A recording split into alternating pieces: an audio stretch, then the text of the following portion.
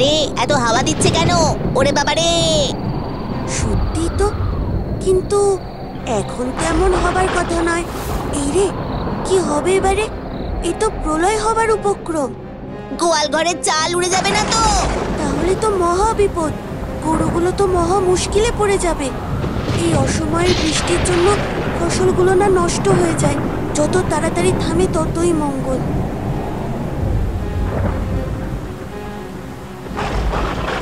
এই দেখো, বোঝো কাণ্ড। এই অসময়ের বৃষ্টি যে আমার ক্ষেতের সব ফসল নষ্ট করে দেবে।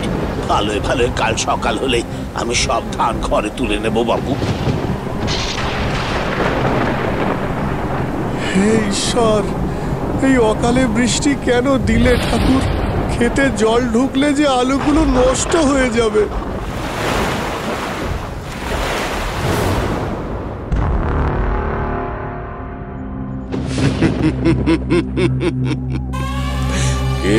দেখলি তোমার কি বলেছিলাম না, এই গোবিন্দপুর গ্রামকে শান্তিতে আমি কিছুতেই থাকতে দেব না। সত্যি ওস্তাদ, এবার তো ভেসে যাবে গ্রাম, ডুবে যাবে ক্ষেত, নষ্ট হয়ে যাবে সব ফসল।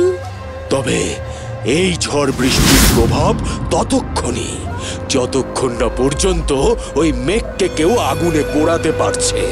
তবে তা যে সে আগুন নয়, চকমকি পাথর ঘষে আগুন জ্বালাতে হবে। সেই আগুনই পারবে বাষ্প করে উড়িয়ে দিতে কালো ঘুটঘুটিয়াকে।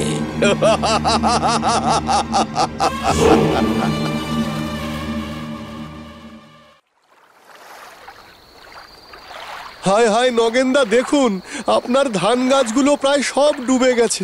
এই ভোলা, তাড়াতাড়ি আয়, নগেনদার হাতে হাতে যতটা পারি ধান কেটে সাহায্য করি। আমরা তিনজন মিলে কিছুটা ধান কেটে ওই মাচার ওপর রাখতে পারি।